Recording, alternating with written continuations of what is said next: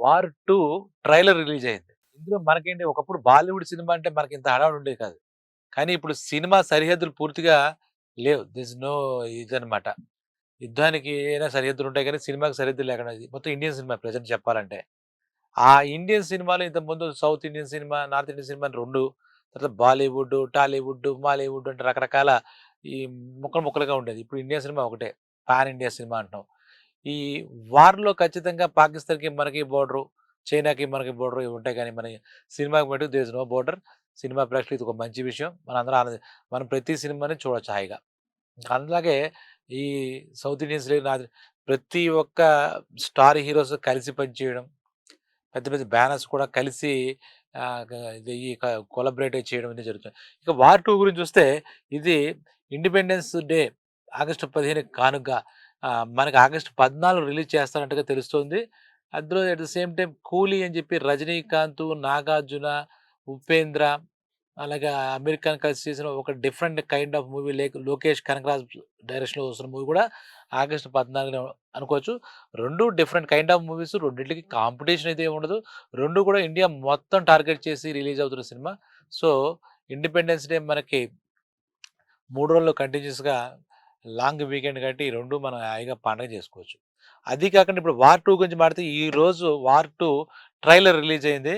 ఒక ట్రైలర్ చూసేసరికి మనం ఏమి సినిమా మొత్తం చెప్పగలం కానీ దాని యొక్క సెన్స్ ఏంటి, ఎసెన్స్ ఏంటి మనకు అర్థమైపోతుంది. చాలా చాలా చాలా అందులో ముఖ్యంగా ఆ డైలాగ్స్ యాక్చువల్లీ ట్రైలర్స్ అంటే ఈ మధ్య కాలంలో ప్రోమో ట్రైలర్స్ అని రకరకాలు వస్తున్నాయి. ఆహ్, దాంట్లో చూసేది 2 నిమిషాల పైన 2:30 నిమిషాలు అలాగే ఇవాళ ట్రైలరు నిజంగా అభిమానులు కాదు సినిమా అంటే జూనియర్ ఎన్టీఆర్ అభిమానులు లేదా 'రితిక్ రోషన్' వాళ్ళిద్దరూ మెయిన్ క్యారెక్టర్స్ చేస్తారు లీడ్ రోల్స్. 'రితిక్ రోషను' అలాగే మన జూనియర్ ఎన్టీఆర్ సౌత్ నుంచి జూనియర్ ఎన్టీఆర్ వీళ్ళిద్దరూ కూడా చాలా పవర్ ప్యాక్ పెర్ఫార్మన్స్ ఇస్తారు. జూనియర్ ఎన్టీఆర్ కూడా ఇప్పుడు మొత్తం వరల్డ్ వైడ్ ఆయన గురించి ఒక పాపులారిటీ వచ్చేసింది. గ్లోబల్ స్టార్ అయిపోయాడు ఒక రకంగా. 'ట్రిపుల్ ఆర్' తర్వాత ఆయనది మారిపోయింది. అంతకుముందు ఓన్లీ మన తెలుగు రాష్ట్రానికే తెలుగు వాళ్ళకే ఆయన మనకి ఒక స్టార్ హీరో, సూపర్ హీరో. అయితే ఇది ఈ సినిమా మీద మొట్టమొదటి నుంచి మంచి మంచి అంచనాలున్నాయి.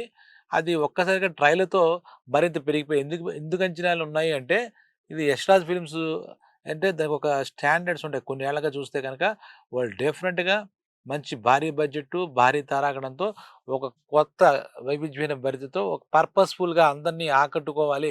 ఇక వాళ్ళు తీస్తే సినిమా హిట్టే అన్న రేంజ్‌లో చేస్తూంటారు. దానికి ఇప్పుడు ప్రస్తుతం వారసత్వంగా 'ఆదిత్య చోప్రా' ప్రొడక్షన్ చూసుకుంటున్నారు.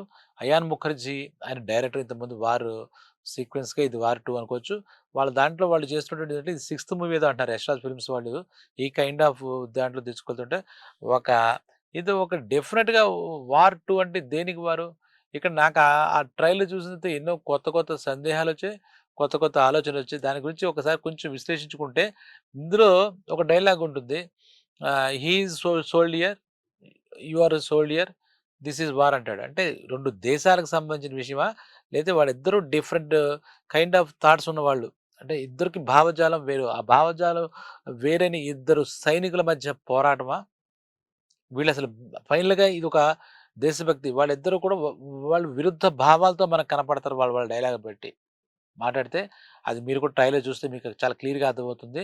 అది తెలుగులో కూడా కొంచెం డబ్బింగ్ కాబట్టి మీరు అర్థం చేసుకుంటూ చూస్తే గనుక చాలా బావుంటుంది. ఇందులో ఇది చాలా సీరియస్ అంటే ఇందులో స్పై ఏజెంట్ కిందైనా కియారా అద్వానీ చేసిందా ఏంటి?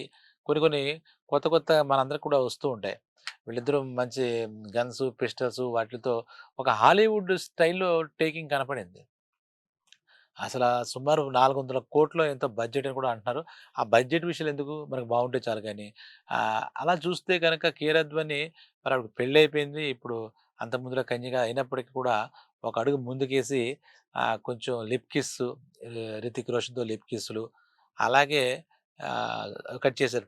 2 పీస్ బికినీ ఏదో అంటారుగా దాంతో చూసి తన అందచందాలు ఒక్కసారి మొత్తం ఇది హాట్‌గా ఉండే ఈ వార్‌లో ఆమె అందచందాలు కూడా మనకు ఒలకబోసింది. ఇంకా హార్ట్ పెంచింది అని చెప్పాలి. ఒక రకంగా చెప్పాలంటే. తర్వాత ఇంకా ఈ ఈ ట్రైలర్ గురించి మనం విశ్లేషించుకుంటే సినిమా ఆల్‌మోస్ట్ అర్థమవుతుంది. ఇది దేశభక్తి ముందు నాకు దేశం ముఖ్యం అనే టైప్‌లో నాకు ఎవరు అక్కర్లేదనే టైప్‌లో 'రితిక్ రోషను.' నేను ఏదైనా చేయగలను. నేను ఒక ఆయుధంగా కూడా మారతాను ఇంకోడు. ఇవన్నీ చూస్తుంటే ఇద్దరు కూడా 2 దారుల్లో వెళ్తారు. కానీ వాళ్ళ గమ్యం ఒకటే.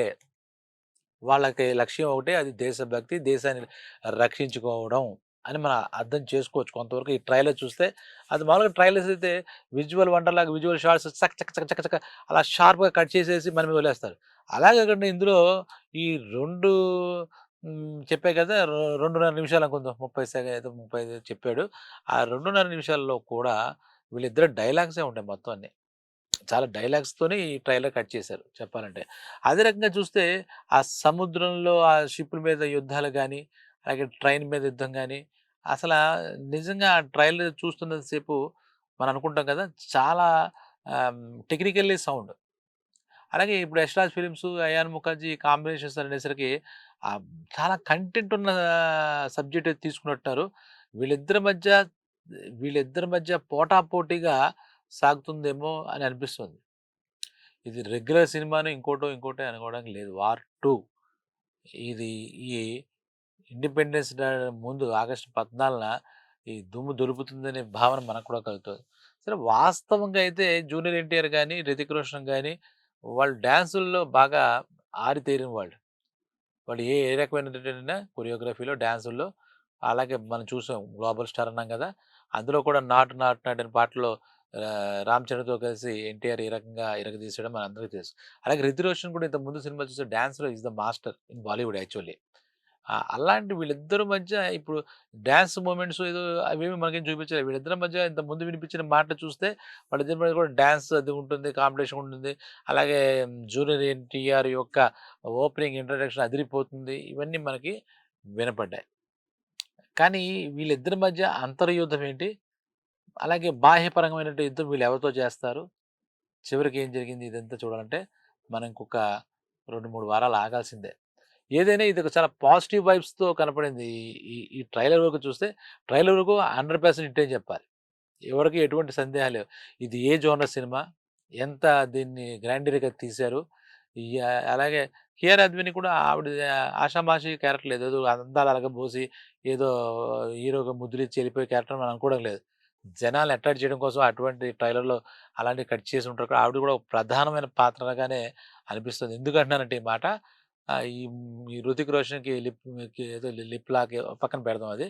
అది మళ్ళా ఇన్ని చేస్తున్నావిడ అతనితోనే ఫైట్ చేస్తుంది ఈవిడ. అంటే ఈవిడ కూడా స్పై ఏజెంటా? లేతే ఈవిడ కూడా వారియరా? ఏంటి అలాంటి కొంచెం మనకి డౌట్‌లొస్తుంది.